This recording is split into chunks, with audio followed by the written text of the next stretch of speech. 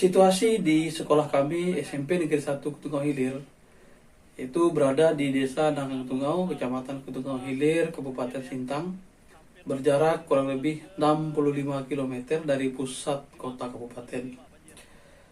Jarak tempuh yang kami lalui berupa jalan dan hutan yang cukup menantang, medan jalan yang tanahnya kuning, dan melewati jalan perkebunan sawit untuk bisa sampai ke sekolah dengan waktu biasanya 2,5 sampai dengan 3 jam untuk kondisi normal, dan bisa lebih dari 3 jam ketika situasi ekstrim, misalnya di waktu hujan dan banjir.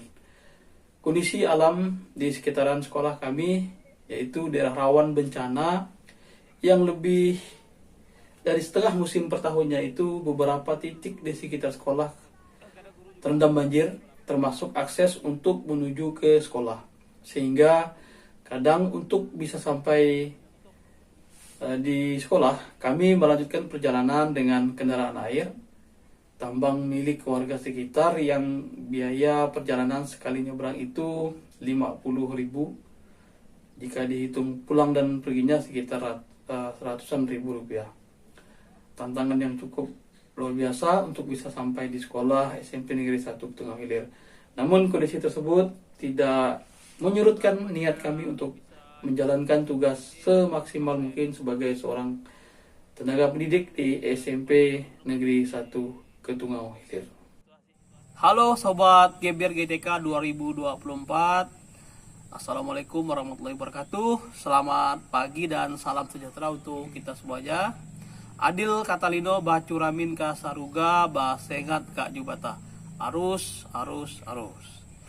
Sobat Geber GTK 2024, perkenalkan saya Radiman, Kepala SMP Negeri 1 Ketungau Hilir.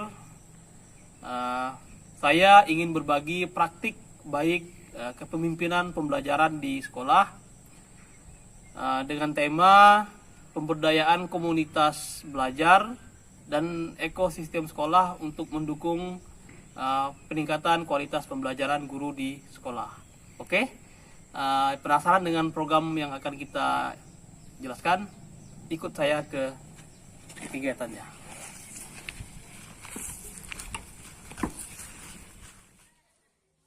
Untuk tantangan di sekolah kami di SMP Negeri 1 Ketungau Hilir, yaitu kondisi sekolah saat kami ditugaskan di SMP Negeri 1 Ketungau Hilir.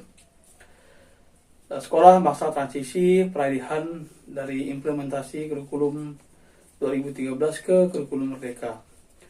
Kondisi tersebut menjadi tantangan tersendiri bagi kami untuk memaksimalkan menjalankan peran sebagai kepala sekolah, pemimpin pembelajaran untuk menggerakkan ekosistem sekolah untuk merubah mindset dari yang sebelumnya ke hal-hal baru di kurikulum Merdeka.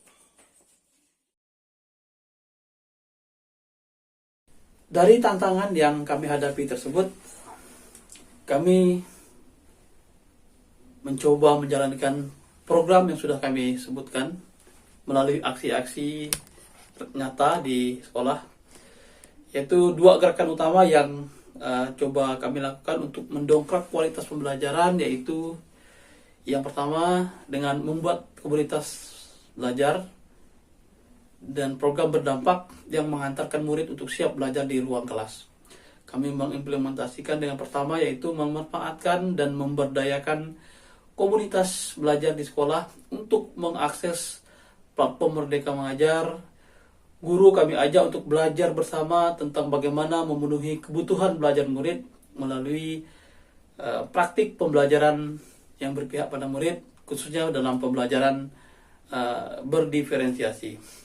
Tidak hanya itu, kami juga mengajak rekan-rekan guru di sekolah untuk menganalisis berbagai modul kemudian kami adopsi dijadikan sebagai modul ajar sesuai dengan situasi dan kondisi di sekolah kami. Tidak hanya di pemanfaatan PMM, kami juga sering melakukan refleksi pembelajaran dan membicarakan bagaimana konsep pembelajaran yang menuntun tumbuh kembang murid sesuai dengan filosofis pendidikan menurut Ki Hajar Dewantara, bahwa seyogyanya pendidikan itu adalah proses menuntun kekuatan kodrat yang ada pada anak, itu bisa tumbuh dan berkembang dan anak bisa mencapai kebahagiaan setinggi-tingginya di masa yang akan datang. Kegiatan lainnya yang kami lakukan di komunitas belajar yaitu belajar memanfaatkan platform digital untuk memfasilitasi pembelajaran murid di kelas. Misalnya seperti dengan kegiatan asesmen, yaitu pemanfaatan berbagai platform online yang tersedia, baik itu dari Google maupun dari platform lainnya. Kami mencoba menganalisis juga visi misi sekolah yang sesuai dengan gerakan yang kami lakukan. Hasil analisis, kemudian kami berkesimpulan bahwa visi misi sekolah harus disesuaikan dengan kebutuhan sekarang dan yang akan datang. Sehingga visi misi sekolah kami rubah, kami bersama Dewan Guru dan orang tua murid kami undang untuk melaksanakan perubahan visi misi yang lebih real, lebih fleksibel, lebih bisa untuk diwujudkan, dan tentunya yang berpihak pada murid. Untuk kegiatan lainnya di kegiatan program sekolah yang berdampak dan berpihak pada murid untuk menggerakkan ekosistem sekolah, khususnya dalam meningkatkan kualitas pembelajaran di kelas, yaitu ada 2 kegiatan yang bersentuhan langsung dengan aktivitas pembelajaran, yaitu kegiatan Selasa literasi dan Kamis numerasi. 2 kegiatan tersebut alhamdulillah sudah berjalan dengan baik dan lancar setiap minggunya, dan hasilnya dari testimoni yang diberikan oleh murid, mereka merasa terbantu dan senang dengan kegiatan yang dijalankan tersebut.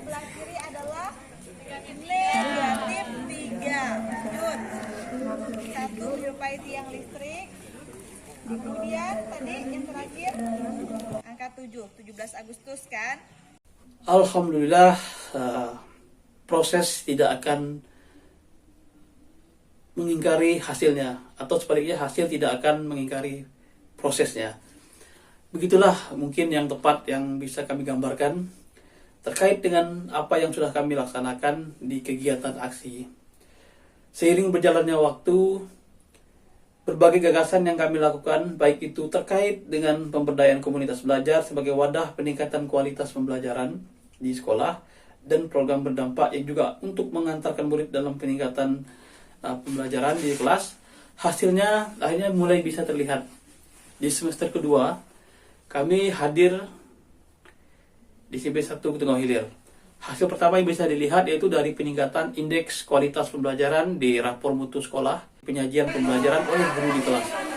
Di beberapa kesempatan saat saya melakukan supervisi dan observasi di kelas, guru-guru beberapa sudah mampu mengimplementasikan pembelajaran yang berpihak pada murid, yaitu pembelajaran diferensiasi. Guru boleh menyiapkan media, guru boleh memanfaatkan teknologi misalnya dan lainnya sebagai alat bantu dalam mencapai tujuan pembelajarannya di kelas. Tidak hanya itu, ada beberapa kali saya juga mengamati, juga ada 1-2 guru sudah mulai belajar tidak hanya di dalam kelas, tapi juga memanfaatkan lingkungan di sekitar sekolah. Mereka belajar di luar kelas, mengidentifikasi lingkungan sekitar dan lainnya, dijadikan sebagai objek pembelajaran, sehingga tampak anak sangat berpartisipatif dan antusias dalam proses pembelajaran. Kemudian untuk praktik pembelajaran guru, telah terjadi peningkatan kualitas pembelajaran, yaitu guru telah mampu memenuhi kebutuhan belajar murid di kelas. Hal tersebut tampak dari kegiatan pembelajaran yang dipraktikkan, yaitu telah mempraktikkan pembelajaran berdiferensiasi. Demikian video singkat ini, semoga bermanfaat. Salam dan bahagia. Adil kata lido bacuramin kasaruga ba sehat kak jubata. Assalamualaikum warahmatullahi wabarakatuh. Merdeka.